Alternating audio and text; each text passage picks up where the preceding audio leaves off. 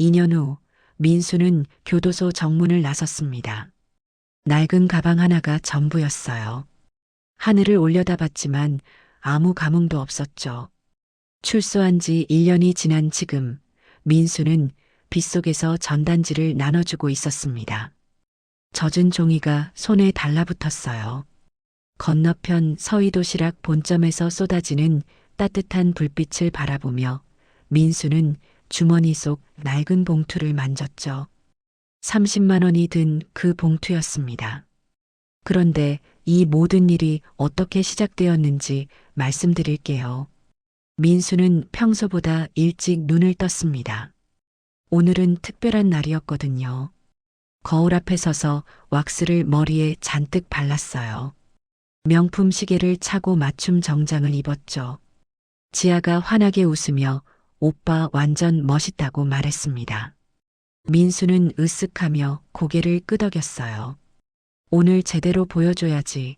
내가 얼마나 잘 사는지 말이야. 주머니에서 봉투를 꺼내 들었습니다. 30만 원이 든 봉투였어요. 지아가 궁금한 듯 그게 뭐냐고 물었죠. 민수는 비죽 웃었습니다. 오늘 서희 만나면 줄 거야. 그동안 고생했지. 이거나 받아서 밥값이나 해먹어. 이렇게 말하면서 던져줄 거야. 지아가 키득거리며 웃었어요. 오빠 진짜 나쁘다고 하지만 재밌겠다고 말했습니다. 민수는 상상만으로도 가슴이 뻥 뚫렸습니다. 10년 넘게 자신을 위해 헌신했던 서희가 이제는 도시락 가게에서 남의 밑에 들어가 일하고 있다니. 그 초라한 모습을 직접 보고 명품으로 치장한 지아를 자랑하고 돈을 던져주며 비웃는 장면. 생각만 해도 입가에 저절로 웃음이 번졌어요. 사실 민수가 이렇게 여유를 부릴 수 있었던 건 지난 3년간 지아와 함께 보낸 화려한 시간 덕분이었습니다. 민수는 결혼 생활 10년째 되던 해 회사 거래처 미팅에서 지아를 만났어요. 명품 드레스를 입고 우아하게 나타난 지아는 자신을 재벌가 딸이라고 소개했습니다. 저희 아버지가 이 분야에서 꽤 영향력이 있으세요. 강민수 팀장님 같은 유능한 분이라면 좋은 기회를 드릴 수 있을 것 같은데요. 민수는 그 말을 철석같이 믿었어요. 지아가 타고 다니는 고급 외제차, 손목에 명품 시계, 드나드는 프라이빗 클럽. 모든 게 재벌가 딸의 삶이었으니까요. 회의가 끝난 후 지아가 저녁 식사를 제안했습니다.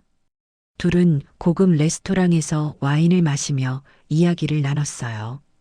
지아가 물었습니다. 민수 씨는 왜 아직도 중간 관리직에 계시냐고. 이렇게 능력 있으신 분이. 민수는 회사 사정이 그렇다고 대답했어요. 지아가 자기 아버지한테 말씀드려보겠다고 했습니다. 우리 그룹 계열사 중에 좋은 자리가 있을 거라고요. 그 달콤한 제안에 민수는 완전히 넘어갔습니다. 그날부터 둘은 자주 만났어요. 고급 레스토랑, 골프장, 해외 리조트. 지아는 민수에게 상류층의 세계를 보여줬죠. 그 과정에서 집에 있는 서희는 점점 더 초라하게 느껴졌습니다. 매일 아침 일찍 일어나 도시락을 싸고 와이셔츠를 다리고 밤늦게 들어오는 남편을 위해 야식을 준비하는 서희. 민수는 그 모든 헌신을 당연하게 여겼어요. 넌 내가 먹여 살리는 거잖아. 도시락 싸는 게 당연한 거 아니야? 서희야, 오늘 도시락이 왜 이래? 반찬이 똑같잖아. 회사 사람들이랑 약속 있다니까. 왜 자꾸 전화해서 간섭해? 민수는 늘 이런 식으로 서희를 대했습니다. 친구들 앞에서는 우리 집사람이 도시락밖에 못 사서라며 공개적으로 무시했고, 서희가 의견을 내려 하면 내가 뭘 알아. 집에서 도시락이나 싸던 사람이라며 입을 막았죠. 서희는 참았습니다. 남편이 바깥일로 힘드니까라고 스스로를 달랬어요. 하지만 민수의 마음은 이미 지아에게 가 있었습니다. 지아와 함께 있으면 자신이 대단한 사람이 된 것 같았거든요. 재벌가 딸의 남자친구, 곧 재벌가 사위가 될 남자. 지아가 결혼하자고 속삭였습니다. 아버지도 민수를 아주 마음에 들어 한다고요. 민수는 완전히 넘어갔습니다. 재벌가 사위가 되어 한순간에 인생 역전을 할 수 있다니. 더 이상 망설일 이유가 없었어요. 어느 날 저녁 민수는 퇴근 후 집에 들어서더니 소파에 앉아 있는 서희에게 차갑게 말했습니다. 서희야, 우리 이혼하자. 서희는 설거지를 하다 말고 돌아봤어요. 얼굴이 하얗게 질렸죠. 여보, 갑자기 무슨 소리예요? 갑자기가 아니야. 난 이미 마음 떠난 지 오래야. 너랑은 더 이상 못 살겠어. 제가 뭘 잘못했어요? 제가 고칠게요, 제발. 서희는 그 자리에 주저앉았습니다. 눈물이 주르륵 흘러내렸어요. 잘못? 내 존재 자체가 잘못이야. 10년 넘게 집에만 처박혀서 도시락이나 싸는 주부랑 내가 계속 살 것 같아? 난 이제 다른 여자를 만났어. 그 여자는 너랑 차원이 달라. 다른 여자요? 그럼 바람 피우신 거예요? 바람? 웃기지 마. 이게 무슨 바람이야? 난 진짜 사랑을 찾은 거야. 너 같은 무능한 여자 말고 진짜 여자를. 민수는 이혼 서류를 서희 앞에 던졌습니다. 빨리 도장 찍어. 위자료 같은 거 기대하지 마. 내가 뭘 했다고? 도시락 싸고 빨래한 게 뭐가 대단하다고 위자료를 받아. 서희는 그날 밤 내내 울었습니다. 무릎 꿇고 빌었고 붙잡았지만 민수의 마음은 돌아서지 않았어요. 결국 서희는 빈손으로 집을 나왔습니다. 결혼 전 모아둔 적금도 시댁에서 받은 예물도 모두 두고 나왔어요. 민수는 내가 벌어서 모은 돈이 어디 있어. 다 내 돈이지라며 한 푼도 주지 않았죠. 그리고 3년이 흘렀습니다. 민수는 지아와 화려한 연애를 즐겼어요. 지아가 원하는 명품백을 사주고 해외여행도 다녔죠. 하지만 최근 들어 지아의 요구가 점점 노골적으로 변했어요. 사업 자금이 필요하다며 3천만 원을 요구했습니다. 민수는 개인 돈을 먼저 건넸어요. 아버지 사업이 일시적으로 어렵다며 5천만 원을 또 요구했습니다. 적금을 깨서 또 건넸죠. 마지막으로 1억이 필요하다고 했습니다. 큰 수익으로 갚아주겠다는 약속과 함께요. 민수는 지아를 믿었습니다. 재벌가 딸이니까 나중에 몇 배로 받을 거라 생각했죠. 하지만 개인 돈을 다 털었는데도 부족했어요. 그때 민수는 결정적인 실수를 했습니다. 회사 거래처 리베이트 일부를 빼돌린 거였죠. 아무도 모를 거라 생각했어요. 지아한테 전부 건넸습니다. 그렇게 3년이 흘렀고 오늘 드디어 서희를 만나러 가는 날이었습니다. 민수는 차에서 내리며 득에양양한 표정을 지었습니다. 새로 뽑은 외제차 명품으로 치장한 지아. 그리고 곧 만나게 될 비참한 전처. 오늘은 완벽한 날이었죠.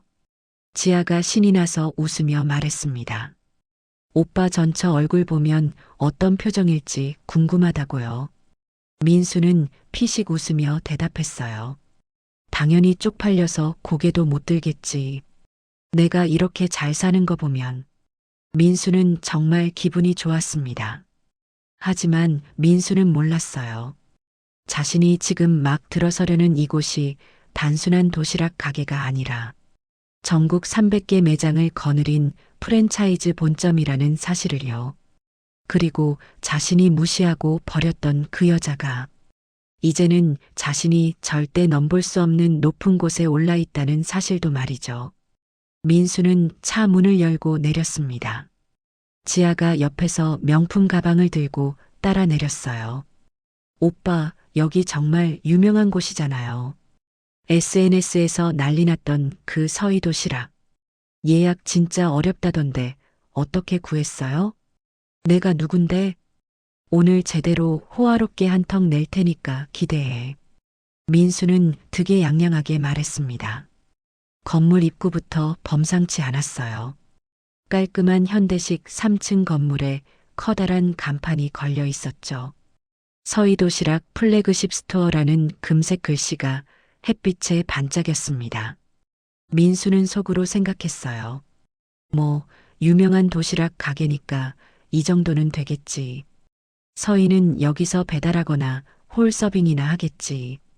문을 열고 들어서자 단정한 유니폼을 입은 직원이 공손하게 인사했습니다. 어서 오세요. 서희도시락에 오신 것을 환영합니다. 2층 홀 예약했는데요. 강민수. 네, 확인했습니다. 이쪽으로 안내해 드리겠습니다. 직원이 앞서 걸어가는 동안 민수와 지아는 1층을 둘러봤습니다. 넓은 공간이었어요. 한쪽에는 도시락 포장 코너가 있었고 다른 쪽에는 각종 반찬과 밀키트가 진열되어 있었죠. 손님들이 여기저기서 도시락을 고르고 있었습니다. 오빠, 여기 진짜 깔끔하다. 생각보다 훨씬 크네요.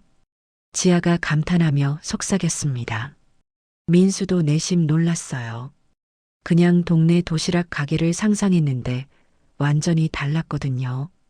벽면에는 각종 액자들이 걸려 있었습니다. 신문기사, 방송 출연 사진, 수상 내역들. 오빠, 여기 신문기사 엄청 많네요. 뭐, 유명한 곳이니까 그러겠지. 민수는 무심하게 대꾸하며 계단으로 향했습니다. 2층으로 올라가는 계단 벽면에도 액자들이 빼곡했어요. 2024년 대한민국 프랜차이즈 대상, 여성 CEO 경영 대상, 중소기업 혁신 성장 우수기업. 민수는 힐끗 보며 지나쳤습니다. 상 받는 거 좋아하나 보네. 사장이 허영심이 좀 있나 봐. 2층에 도착하자 분위기가 완전히 달라졌습니다. 깔끔한 한식당 같은 느낌이었어요. 넓은 홀에 테이블들이 정갈하게 배치되어 있었고 한쪽 벽은 통창으로 되어 있어 햇빛이 쏟아져 들어왔죠.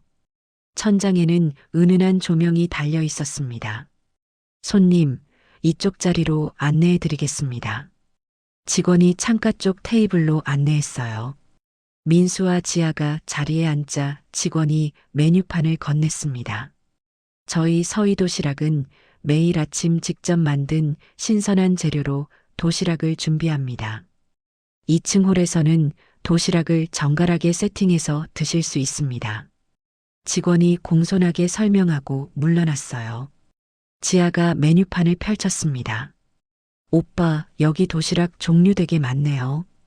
프리미엄 한정식 도시락 25,000원, 전통 가정식 도시락 18,000원. 괜찮아. 오늘 제대로 먹을 거니까 비싼 걸로 시켜. 민수는 여유롭게 말했습니다. 지아가 민수를 보며 웃었어요. 우리 오빠 최고예요. 민수는 만족스럽게 고개를 끄덕였습니다. 그때 민수의 시선이 벽면으로 향했어요. 테이블 옆 벽에 여러 액자가 걸려 있었거든요. 가까이 다가가 보니 신문 기사들이었습니다. 민수는 심심해서 읽기 시작했어요. 첫 번째 액자. 시장 도시락 가게에서 시작한 기적 마이너스 조선일보. 윤서희 대표는 3년 전 남대문 시장 작은 도시락 가게에서 사업을 시작했다. 직접 만든 도시락이 입소문을 타면서 민수는 잠시 멈칫했습니다. 윤서희, 이름이 똑같네. 그런데 곧 피식 웃었어요. 하, 우연도 있네. 한국에 윤서희가 얼마나 많은데. 민수는 별 생각 없이 다음 액자를 봤습니다. 두 번째 액자. 도시락에서 전국 프랜차이즈까지 연 매출 3,200억 원 한국경제. 윤서희 회장은 2022년 3월 작은 도시락 가게로 시작해 3년 만에 전국 300개 매장, 연 매출 3,200억 원 규모의 기업을 일궈냈다. 민수는 휘파람을 불었습니다. 오, 여기 사장 대단한데. 3,200억 원이면 완전 대박이네. 민수는 감탄하며 기사를 계속 읽었어요. 세 번째 액자. 서희도시락 연역이 정리되어 있었습니다. 2022년 3월 남대문 시장 도시락 가게 오픈. 2022년 7월 하루 매출 100만 원 돌파. 2022년 12월 온라인 주문 시스템 구축. 2023년 3월 1호 프랜차이즈 매장 오픈. 민수는 고개를 갸웃했습니다. 2022년 3월, 이거 내가 서희랑 이혼한 시기랑 똑같네. 그런데 곧 웃으며 고개를 저었어요. 에이, 그것도 우연이네. 재밌다. 민수는 전혀 의심하지 않았습니다. 그저 신기한 우연이라고만 생각했죠. 네 번째 액자. 인터뷰 기사가 실려 있었어요. 윤서희 회장 인터뷰 10년간 쌓은 도시락 노하우. 저는 10년 동안 매일 아침 일찍 일어나 가족을 위해 도시락을 쌌습니다.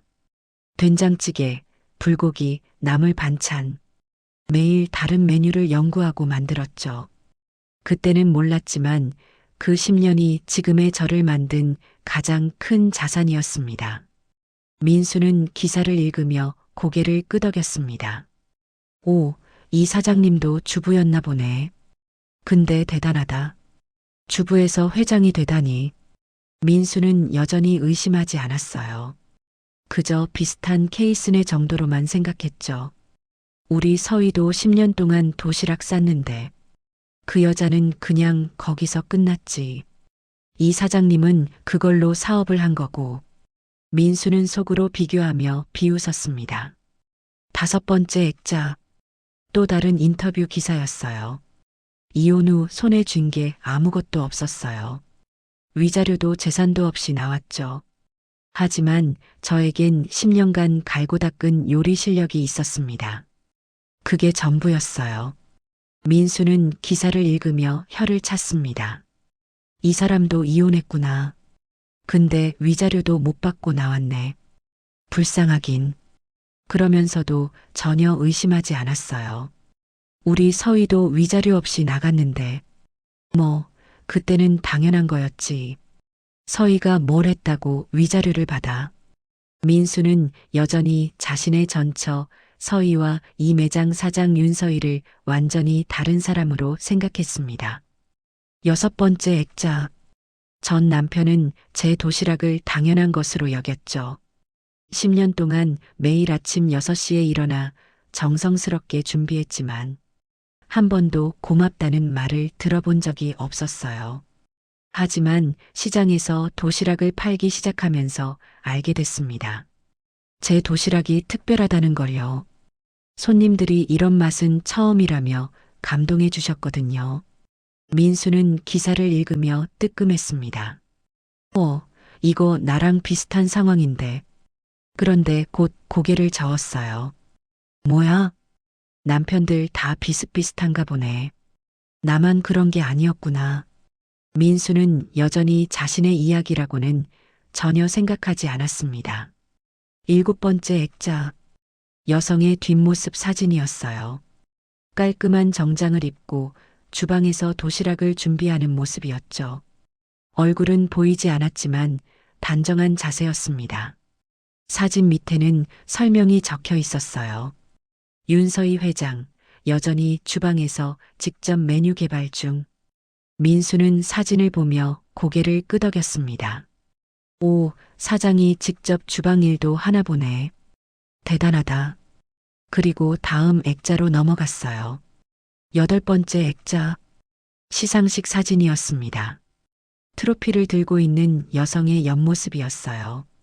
역시 각도 때문에 얼굴이 정확히 보이지 않았지만 우아한 정장 차림이 인상적이었습니다. 2024년 여성 CEO 대상 수상. 민수는 감탄했습니다. 우와, 진짜 대단한 사람이네. 3년 만에 여기까지 오다니. 아홉 번째 액자. 서희 도시락, 미국 LA 1호 매장 오픈 성공. 기사에는 미국 한인타운 매장 사진이 실려 있었어요. 대박, 미국까지 진출했네. 민수는 진심으로 감탄했습니다. 열 번째 액자. 윤서희 회장 인터뷰였어요. 제 레시피의 비결은 정성입니다. 저는 모든 도시락에 정성을 담습니다. 불고기 하나를 만들어도 김치 한 포기를 담가도 마음을 담아서 만들죠. 그게 제 도시락의 비결입니다. 10년간 가족을 위해 매일 정성스럽게 도시락을 쌌던 그 마음 그대로요. 민수는 기사를 읽으며 잠시 생각에 잠겼습니다. 그러고 보니 서희도 맨날 정성스럽게 도시락 쌌었지. 뭐, 그래봤자 집밥 수준이었지만. 그리고 다시 액자를 둘러봤어요. 11번째 액자. 결혼 생활 동안 저는 10년 넘게 매일 아침 일찍 일어났어요. 남편을 위해 도시락을 준비하기 위해서였죠. 계란말이를 부치고 반찬을 담고 밥을 예쁘게 담았습니다. 그게 제 일상이었어요. 이혼 후에도 그 습관은 계속됐습니다. 대신 이제는 저를 위해, 제 사업을 위해 아침 일찍 일어나죠. 민수는 기사를 읽으며 피식 웃었습니다. 이 사람도 아침 일찍 일어났네. 서희도 맨날 아침 일찍 일어나서 도시락 쌌는데. 그런데도 여전히 의심하지 않았어요. 그저 비슷한 사람이 많구나 정도로만 생각했죠. 민수는 모든 액자를 다 보고 나서 자리로 돌아왔습니다. 어떻게 이렇게 우연이 많지? 이름도 윤서희, 이혼 시기도 비슷하고 아침 일찍 일어나는 것도 똑같고. 민수는 잠시 멈칫했습니다. 이거 너무 우연이 많은데? 그런데 곧 고개를 저었어요. 에이, 설마.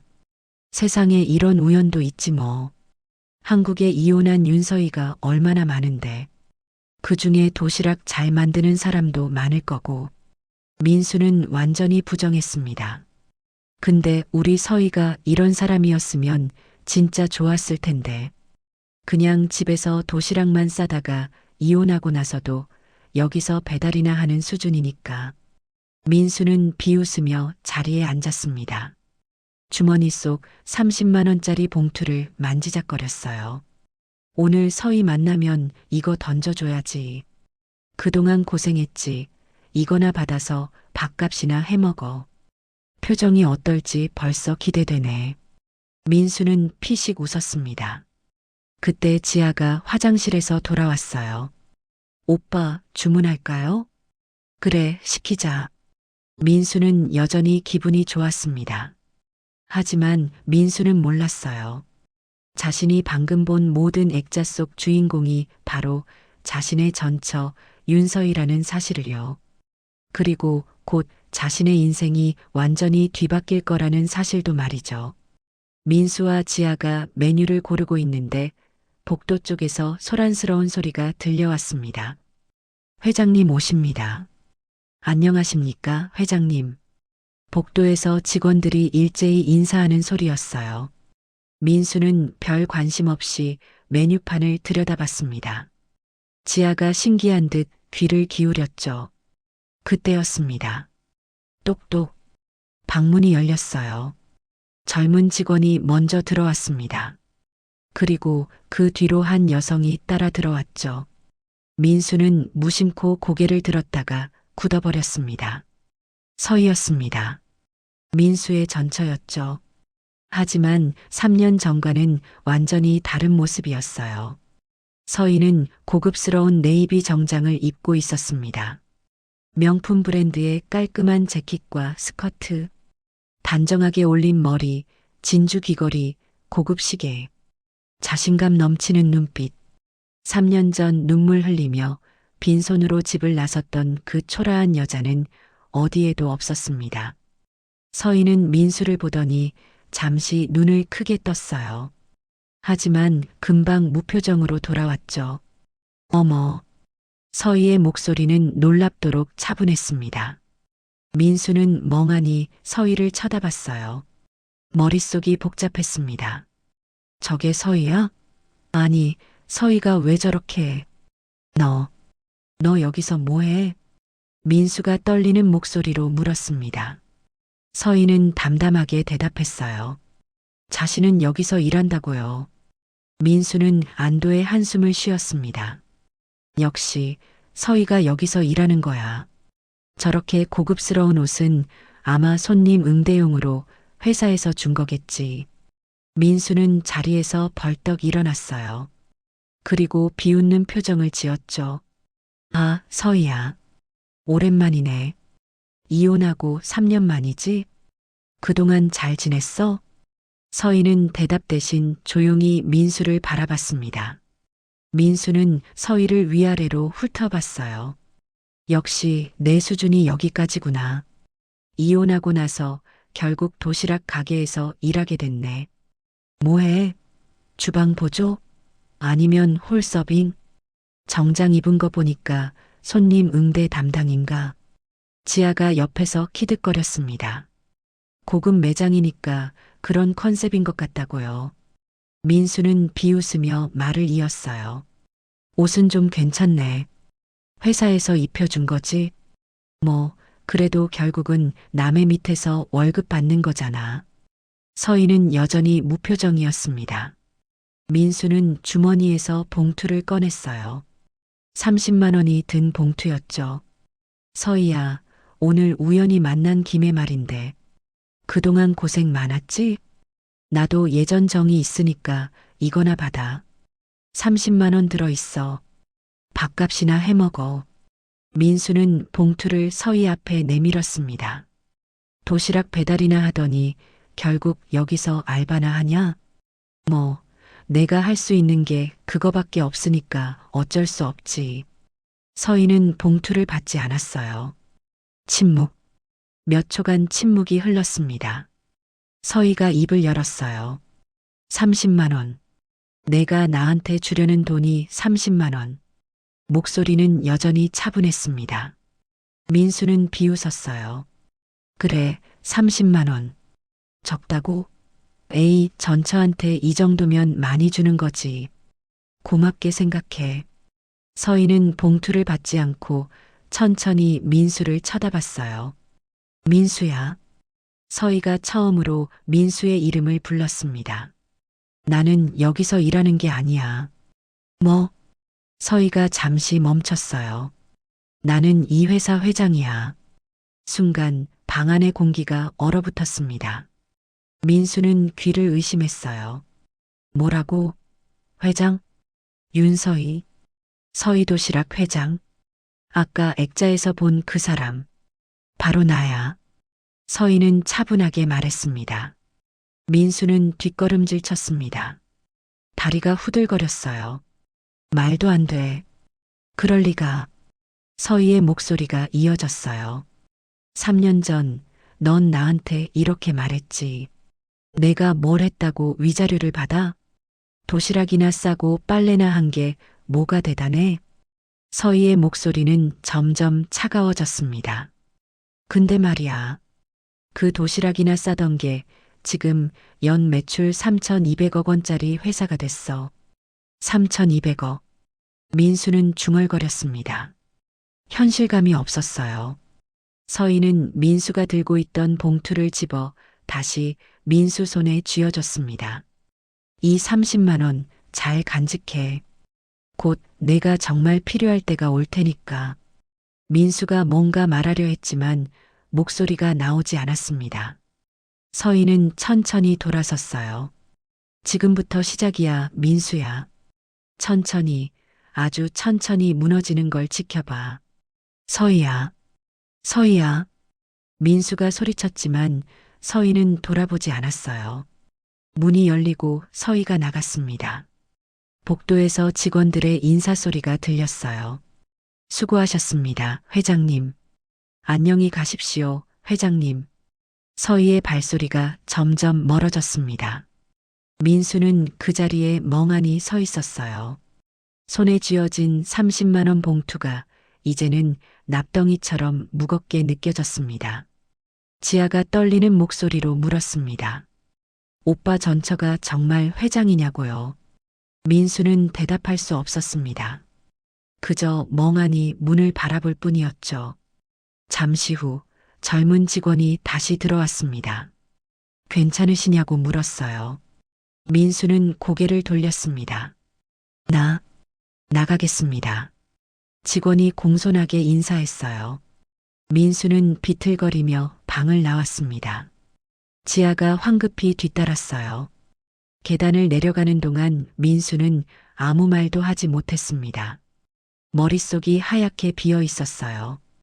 1층 로비를 지나갈 때 손님들이 도시락을 고르고 있었습니다. 직원들이 친절하게 응대하고 있었죠. 벽면의 액자들이 눈에 들어왔어요. 윤서희 회장, 연 매출 3,200억 원, 전국 300개 매장. 민수는 비틀거렸습니다. 지아가 황급히 민수를 부축했어요. 건물 밖으로 나왔습니다. 햇빛이 눈부셨어요. 민수는 차에 올라탔습니다. 시동을 걸었지만 손이 떨려서 핸들을 제대로 잡을 수 없었어요. 지아가 불안한 목소리로 말했습니다. 민수는 그제야 정신을 차렸어요. 집에 가자. 차가 출발했습니다. 민수는 백미러로 서희도시락 건물을 바라봤어요. 금색 간판이 햇빛에 반짝이고 있었습니다. 서희도시락. 3년 전 자신이 빈손으로 내쫓은 그 여자. 도시락밖에 못 사는 무능한 여자라고 비웃었던 그 여자. 그 여자가 이제는 연 매출 3,200억 원 회장이 되어 있었습니다. 민수는 주머니 속 30만 원 봉투를 만졌어요. 곧 내가 정말 필요할 때가 올 테니까. 서희의 목소리가 귓가에 맴돌았습니다. 민수는 아직 몰랐어요. 서희의 말이 무슨 뜻인지, 자신에게 무슨 일이 일어날지. 하지만 곧 알게 될 것입니다. 아주 곧. 차는 서울 시내를 달렸습니다. 민수의 얼굴은 창백했고 손은 계속 떨리고 있었어요. 옆자리의 지아도 불안한 표정으로 창밖을 바라보고 있었죠. 두 사람 모두 몰랐습니다. 이것이 시작일 뿐이라는 것을, 진짜 지옥은 지금부터라는 것을. 민수의 휴대폰이 주머니 속에서 조용히 진동했습니다. 하지만 민수는 확인하지 않았어요. 그 전화는 회사에서 온 것이었습니다. 긴급회의 소집 통보였죠. 민수는 아직 몰랐습니다. 자신의 인생이 지금 이 순간부터 송두리째 무너지기 시작한다는 것을. 일주일이 지났습니다.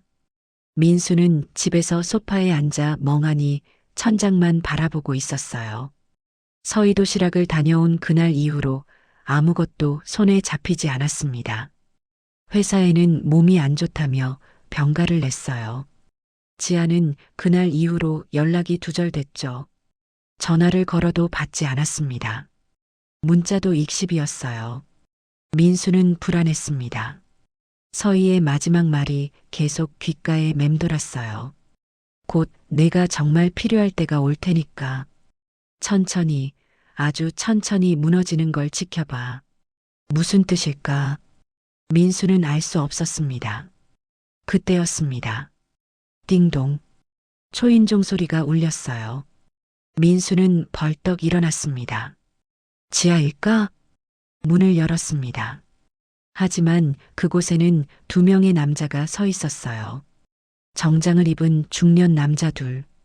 강민수 씨 맞으십니까? 한 남자가 물었습니다. 네. 그런데 누구시죠?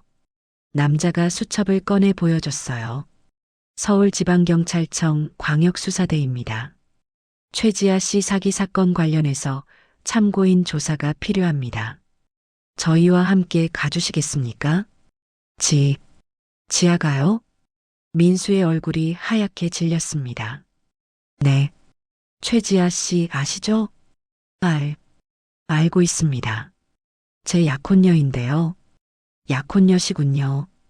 그럼 더 자세히 조사가 필요하겠습니다. 지금 동행 가능하십니까? 민수는 멍하니 고개를 끄덕였어요. 옷을 걸쳐 입고 경찰차에 올라탔습니다. 머릿속이 복잡했죠. 지아가 무슨 사건에 연루된 걸까? 경찰서에 도착했습니다. 조사실로 안내됐어요. 차가운 형광등 불빛 아래 책상과 의자만 덩그러니 놓여 있었습니다. 민수는 의자에 앉았어요. 형사가 파일을 펼쳤습니다. 강민수 씨, 최지아 씨와는 어떤 관계십니까? 약혼 관계입니다. 언제부터 만나셨습니까? 2022년부터요. 약 3년 정도 됐습니다. 형사가 고개를 끄덕이며 뭔가를 적었어요. 최지아 씨가 어떤 분이라고 알고 계십니까? 재벌가 딸입니다. 아버지가 사업을 하시고 형사가 민수를 쳐다봤습니다. 표정이 묘했어요. 재벌가 딸이라고요? 네, 그렇게 알고 있습니다. 형사가 한숨을 쉬었습니다. 강민수 씨, 최지아는 재벌가 딸이 아닙니다. 민수는 멈칫했어요. 최지아, 본명 최지아, 34세. 아버지는 충청북도 청주에서 철물점을 운영하는 평범한 서민입니다. 형사가 사진 한 장을 내밀었어요. 낡은 철물점 앞에 서 있는 60대 남자. 앞치마를 두르고 있었습니다. 이분이 최지아의 아버지입니다. 재벌과는 아무 관계도 없습니다. 민수는 사진을 멍하니 바라봤습니다. 그리고 최지아는 전문 결혼 사기꾼입니다. 형사가 또 다른 파일을 꺼냈어요. 수년간 여러 남자를 상대로 결혼을 미끼로 사기를 쳤습니다. 총 피해액이 상당합니다. 민수는 입술을 떨었어요. 그리고 강민수 씨, 당신에게서는 얼마를 받았습니까? 1억 8천만 원입니다. 형사가 고개를 끄덕였습니다. 네, 저희가 파악한 금액과 일치합니다. 형사가 통장 사본을 보여줬어요. 민수 명의에서 지아 명의로 이체된 내역들이 빼곡했습니다. 민수는 그 숫자들을 멍하니 바라봤어요. 그 돈은 어디서 마련하셨습니까? 개인 돈입니다. 퇴직금하고 적금. 민수의 목소리가 점점 작아졌어요. 전부 개인 돈입니까? 형사가 날카롭게 물었습니다. 민수는 대답하지 못했어요. 강민수 씨, 저희가 금융거래 내역을 추적하던 중 이상한 점을 발견했습니다. 형사가 민수를 똑바로 쳐다봤어요. 당신 회사 거래처로부터 리베이트 명목으로 상당한 금액이 당신 개인 계좌로 입금됐습니다. 그리고 그 돈은 곧바로 최지아 계좌로 전액 이체됐습니다. 민수의 얼굴이 새하얗게 질렸어요. 리베이트는 회사 수익입니다. 개인 계좌로 받으신 이유가 뭡니까? 민수는 아무 말도 할 수 없었습니다. 이건 업무상 횡령에 해당합니다. 강민수 씨, 민수의 손이 떨리기 시작했어요.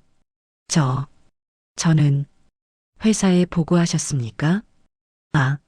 아니요. 그럼 개인적으로 착복하신 겁니까? 민수는 고개를 숙였습니다. 형사가 한숨을 쉬었어요. 강민수 씨, 지금부터 하시는 말씀은 조서에 기록됩니다. 신중하게 답변해 주시기 바랍니다. 민수는 떨리는 목소리로 대답했어요. 저는 지아가 재벌가 딸인 줄 알았습니다. 나중에 다 갚아줄 거라고 믿었어요. 그래서 회사 돈을 빼돌렸다는 말씀이십니까? 민수는 고개를 끄덕였습니다. 조사는 오래 이어졌어요. 민수는 모든 것을 자백했습니다. 거래처 리베이트를 개인 계좌로 받은 것, 그 돈을 지아에게 준 것, 회사에 보고하지 않은 것, 모두. 조사가 끝나고 민수는 집으로 돌아왔습니다. 다리에 힘이 풀려 제대로 걷기조차 힘들었어요. 소파에 주저앉았습니다. 머릿속이 하얗게 비어 있었어요. 지아는 사기꾼이었다. 재벌가 딸이 아니었다. 처음부터 끝까지 모든 게 거짓이었다. 그리고 자신은 회사 돈을 횡령했다. 민수는 머리를 감싸 안았습니다. 그때 휴대폰이 울렸어요. 회사였습니다. 떨리는 손으로 전화를 받았어요. 강민수 씨, 인사팀장의 목소리였습니다. 내일 오전까지 본사로 출근해 주시기 바랍니다. 긴급 징계위원회가 소집됐습니다. 예. 전화가 끊어졌습니다. 민수는 휴대폰을 떨어뜨렸어요. 바닥에 떨어진 휴대폰 화면이 깨졌습니다. 다음 날 아침, 민수는 회사에 갔습니다. 인사팀 회의실로 안내됐어요. 테이블 건너편에 인사팀장, 법무팀장, 감사팀장이 앉아 있었습니다. 앉으십시오. 인사팀장이 차갑게 말했습니다. 민수는 의자에 앉았어요. 강민수 씨, 거래처로부터 받은 리베이트를 개인 계좌로 입금받고 회사에 보고하지 않은 사실을 인정합니까? 예. 이는 업무상 횡령에 해당합니다. 회사는 강민수 씨를 즉시 징계해고 처리하며 형사고소를 진행할 예정입니다.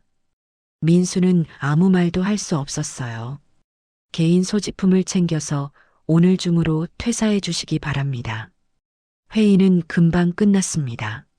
민수는 비틀거리며 자신의 자리로 갔어요. 동료들이 수군거리는 소리가 들렸습니다. 민수는 책상 서랍을 열어 개인 물건을 꺼냈습니다. 머그컵, 사진 액자, 볼펜 몇 자루. 15년을 다닌 회사였습니다. 박스 하나에 모든 게 담겼어요. 민수는 박스를 들고 회사를 나왔습니다. 엘리베이터를 타고 내려가는 동안 눈물이 흘러내렸습니다. 일주일 후, 초인종이 또 울렸습니다. 민수는 문을 열었어요. 경찰이었습니다. 강민수 씨, 업무상 횡령 혐의로 긴급 체포합니다. 경찰이 수갑을 꺼냈어요. 묵비권을 행사할 수 있으며 민수는 더 이상 듣지 못했습니다. 찰칵, 차가운 쇠가 손목을 감쌌습니다. 경찰차에 실렸어요. 차창 밖으로 자신이 살던 아파트가 멀어져 갔습니다. 민수는 주머니 속을 더듬었어요. 30만 원 봉투가 만져졌습니다. 서희의 말이 떠올랐어요. 이 30만 원 잘 간직해. 곧 내가 정말 필요할 때가 올 테니까. 민수는 이제 알았습니다. 서희의 말이 무슨 뜻이었는지. 하지만 이미 늦었어요. 경찰차는 구치소로 향하고 있었습니다. 민수의 인생은 지금 이 순간 완전히 무너졌습니다. 구치소 독방. 민수는 차가운 시멘트 바닥에 앉아 무릎을 끌어안고 있었습니다. 창밖으로 보이는 하늘은 좁았어요. 철창 너머로 보이는 하늘 한 조각. 민수는 그 하늘만 하염없이 바라봤습니다. 체포된 지 한 달이 지났어요. 변호사가 찾아왔습니다. 국선 변호사였죠. 강민수 씨 재판 날짜가 잡혔습니다. 다음 주 월요일입니다. 민수는 고개를 끄덕였어요. 솔직히 말씀드리면 상황이 좋지 않습니다. 횡령 금액, 자백조서, 증거 모두 명확합니다. 집행유예는 어려울 것 같습니다. 얼마나 나올까요? 민수의 목소리는 잠겨 있었습니다. 2년에서 3년 사이로 예상됩니다. 변호사가 서류를 덮었어요. 최선을 다하겠습니다. 변호사가 나간 후 민수는 다시 혼자가 됐습니다. 2년에서 3년. 민수는 천장을 바라봤어요. 같은 시각. 서울중앙지방법원 417호 법정. 지아의 재판이 열리고 있었습니다. 피고인 최지아에 대한 판결을 선고합니다. 판사의 목소리가 법정에 울려 퍼졌어요. 방청석에는 아무도 없었습니다. 지아를 위해 온 사람은 단 한 명도 없었죠. 피고인석에 앉은 지아는 초췌한 모습이었어요. 화장기 없는 얼굴은 창백했습니다. 피고인은 수년간 결혼을 미끼로 여러 남성을 기망하여 거액을 편취했습니다. 죄질이 매우 불량하며 반성의 기미가 보이지 않습니다. 판사가 판결문을 읽어 내려갔어요. 따라서 본원은 피고인 최지아에게 징역 7년을 선고합니다. 징역 7년. 지아가 그 자리에 주저앉았습니다. 일주일 후 민수의 재판이 열렸습니다. 법정은 썰렁했어요. 방청석에는 회사 법무팀 직원 2명만 앉아 있었습니다. 민수는 피고인석에 앉았어요. 검사가 일어났습니다. 피고인 강민수는 업무상 횡령죄로 기소됐습니다. 회사 거래처로부터 받은 리베이트를 개인 계좌로 빼돌려 사적으로 사용했습니다. 민수는 고개를 숙이고 있었어요. 피고인은 범행을 자백했으며 증거 또한 명확합니다. 엄중한 처벌을 구합니다. 국선 변호사가 일어났습니다. 피고인은 결혼 사기꾼에게 속아 판단력을 잃은 상태였습니다. 깊이 반성하고 있습니다. 선처를 부탁드립니다. 판사가 민수를 쳐다봤어요. 피고인 할 말 있습니까? 민수는 천천히 일어났습니다. 죄송합니다. 민수의 목소리가 떨렸어요. 제가 잘못했습니다. 그게 전부였습니다.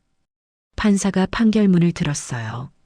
피고인 강민수에게 징역 2년을 선고합니다. 징역 2년. 민수는 그 자리에 주저앉았습니다. 법정 경비가 민수를 일으켜 세웠어요. 곧 호송차에 실려 교도소로 향했습니다. 교도소. 민수는 수임번호를 받았습니다. 재소자복으로 갈아입었어요. 회색 죄수복. 거울 속 자신의 모습이 낯설었습니다. 독방이 아닌 8인실로 배정됐어요. 문이 열리고 들어가자 이미 다른 재소자들이 앉아 있었습니다. 민수는 빈자리에 앉았어요. 새로 왔어? 한 재소자가 물었습니다. 네. 뭐로 들어왔어? 횡령입니다. 형량은? 2년입니다. 재소자가 고개를 끄덕였어요. 뭐, 금방 지나갈 거야. 하지만 2년은 결코 금방 지나가지 않았습니다. 매일 아침 6시에 기상했어요.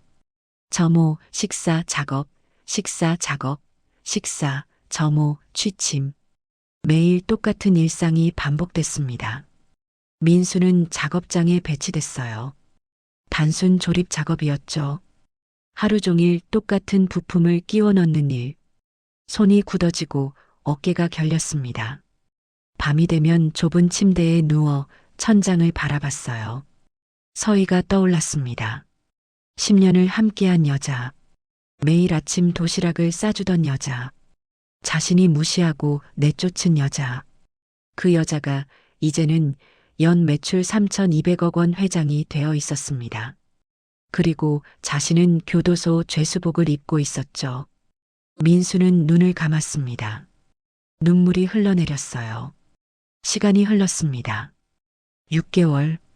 민수는 교도소 생활에 적응했어요. 더 이상 울지 않았습니다. 그저 하루하루를 버텼죠. 면회객은 아무도 오지 않았습니다. 친구들은 연락을 끊었어요. 가족도 찾아오지 않았습니다. 민수는 완전히 혼자였습니다. 1년. 민수는 거울을 봤어요. 수척해진 얼굴, 흰머리가 늘었습니다. 주름도 깊어졌죠. 겨우 43세였지만 50대처럼 보였습니다. 작업장에서 같은 반 재소자가 물었어요. 형, 나가면 뭐 할 거야? 민수는 대답하지 못했습니다. 나가면 뭘 할까?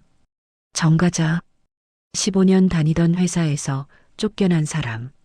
이력서에 공백 2년. 누가 자신을 고용하겠습니까? 민수는 알 수 없었어요. 1년 6개월. 출소가 6개월 앞으로 다가왔습니다.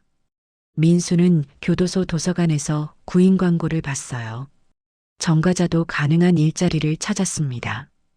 건설 현장 일용직, 청소 용역, 경비원. 그게 전부였어요. 민수는 신문을 덮었습니다. 2년. 드디어 출소일이 왔습니다. 민수는 재소자복을 벗고 사복으로 갈아입었어요. 2년 전 체포되던 날 입었던 그 옷. 교도소 정문이 열렸습니다. 민수는 밖으로 나왔어요. 햇빛이 눈부셨습니다. 2년 만의 자유. 하지만 민수는 기쁘지 않았어요. 어디로 가야 할까? 민수는 멍하니 서 있었습니다. 주머니를 뒤졌어요. 30만 원 봉투가 만져졌습니다.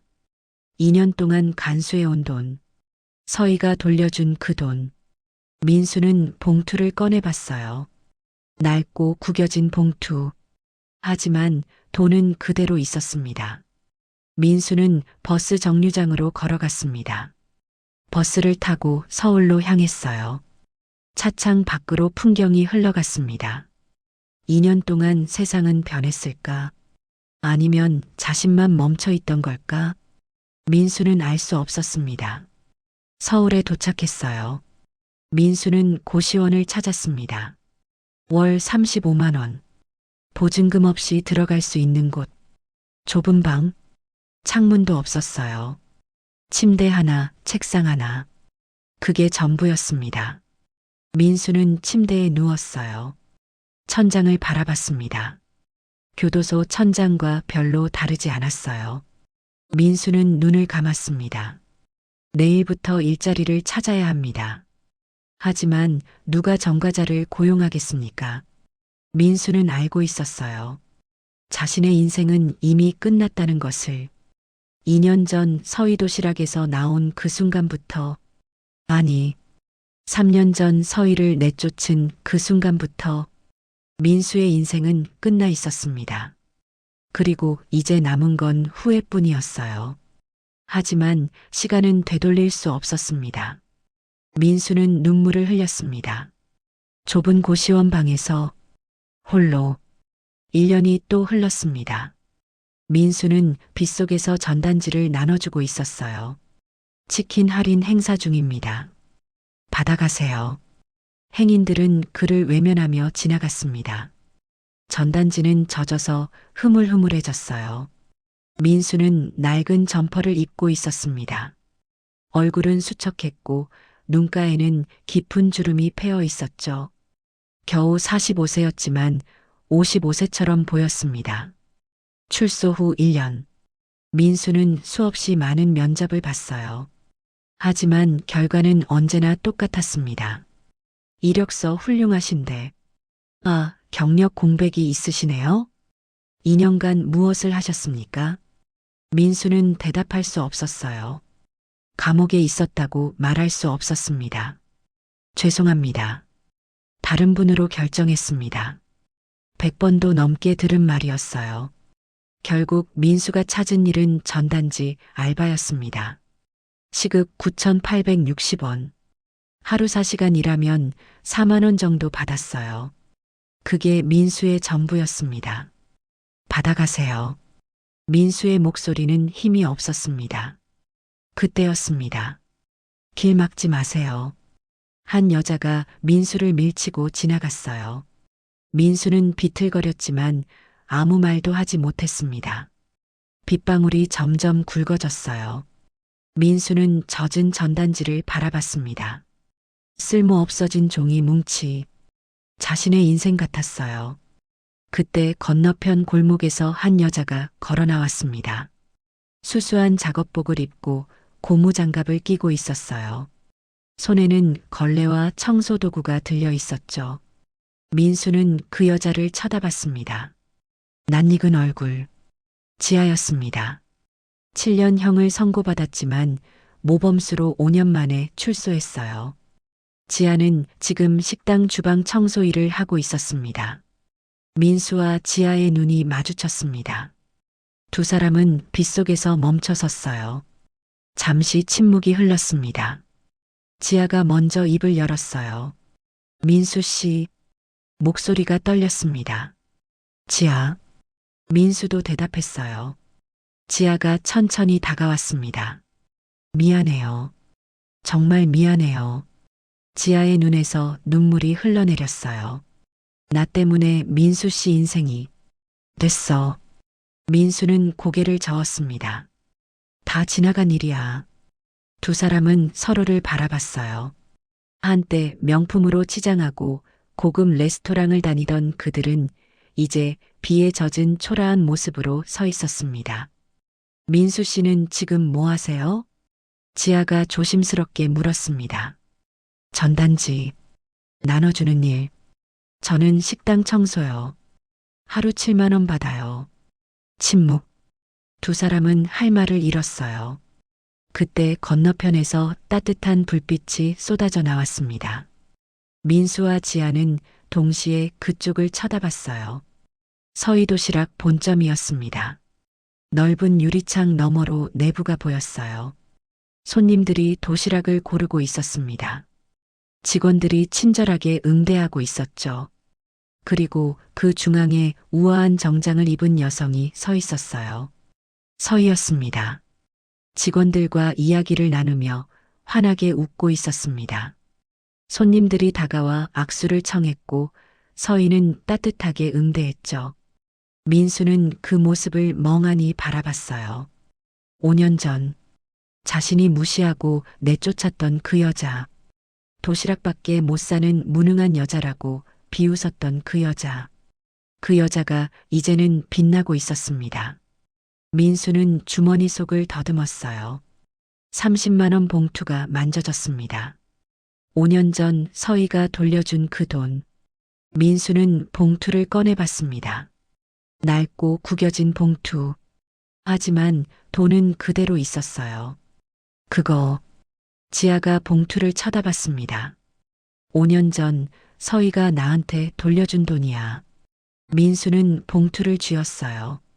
곧 내가 정말 필요할 때가 올 거라고 했지. 서희 말이 맞았어.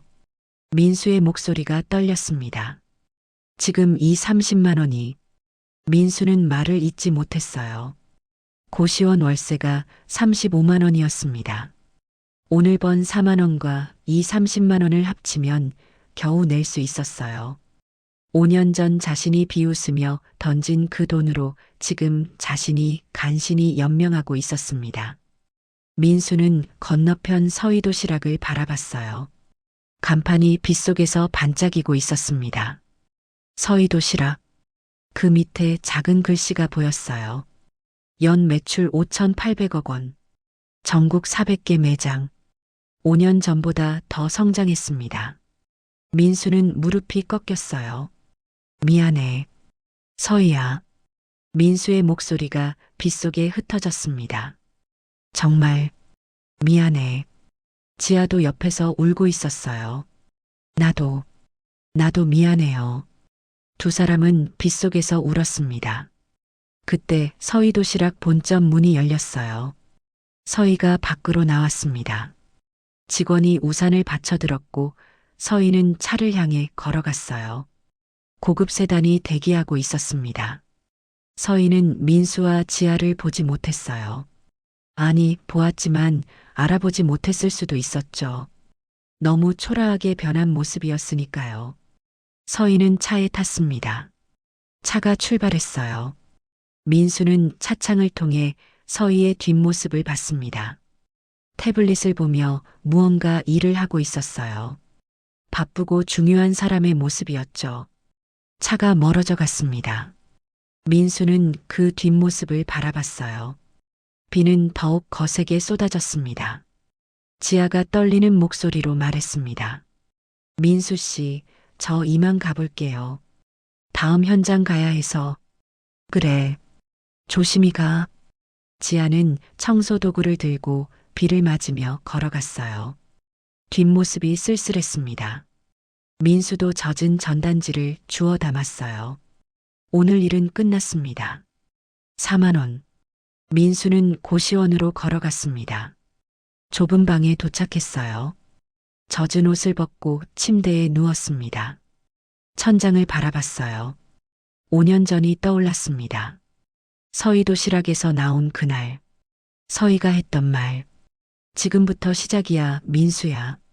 천천히, 아주 천천히 무너지는 걸 지켜봐.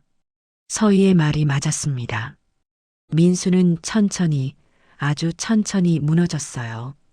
회사에서 쫓겨나고, 감옥에 갇히고, 정과자가 되고, 전단지 알바가 되고, 그리고 이제 바닥에 닿았습니다. 더 이상 내려갈 곳도 없었어요. 민수는 30만 원 봉투를 꺼내봤습니다. 5년 전 자신이 던진 돈. 그 돈이 지금은 생계비 전부였습니다. 민수는 눈물을 흘렸어요. 미안해, 서희야. 정말 미안해. 하지만 그 사과는 서희에게 닿지 않았습니다. 서희는 지금 훨씬 높은 곳에 있었으니까요. 같은 시각, 서희는 새출발 아카데미 개강식에 참석하고 있었습니다. 30명의 여성들이 앉아 있었어요. 모두 이혼녀이거나 미혼모였죠. 서희가 미소 지으며 말했습니다. 여러분 환영합니다. 저도 5년 전 여러분과 같은 처지였습니다. 빈손으로 막막하게 앞이 보이지 않는 상황이었죠. 여성들이 고개를 끄덕였어요. 하지만 저는 포기하지 않았습니다. 그리고 여러분도 포기하지 않았으면 좋겠습니다. 서희는 그들을 하나하나 바라봤어요. 여러분은 할 수 있습니다. 다시 일어설 수 있습니다. 저처럼요. 박수가 터져 나왔습니다. 많은 여성들이 눈물을 흘렸어요. 자, 그럼 오늘부터 우리 함께 새로운 시작을 해봅시다. 서희는 앞치마를 두르고 주방으로 들어갔습니다. 그리고 직접 도시락을 준비하기 시작했어요. 도시락을 만들 때는요. 가장 중요한 게 정성입니다. 서희의 목소리가 따뜻하게 울려 퍼졌습니다. 창밖으로는 햇살이 비치고 있었어요. 비는 그쳤고 새로운 하루가 시작됐습니다. 서희에게는 찬란한 내일이 펼쳐져 있었습니다. 하지만 민수와 지아에게는 영원한 후회만이 남았습니다. 두 사람은 각자의 초라한 일상으로 돌아갔고 다시는 그 빛나는 세계에 닿을 수 없었습니다. 운명은 이렇게 엇갈렸습니다. 5년 전 민수가 선택한 것, 버린 것은 진짜 보석이었고 선택한 것은 가짜 다이아몬드였습니다. 그리고 그 대가는 평생이었어요. 민수는 좁은 고시원 방에서 천장을 바라봤습니다. 30만 원 봉투를 꼭 쥐고 후회와 함께 영원히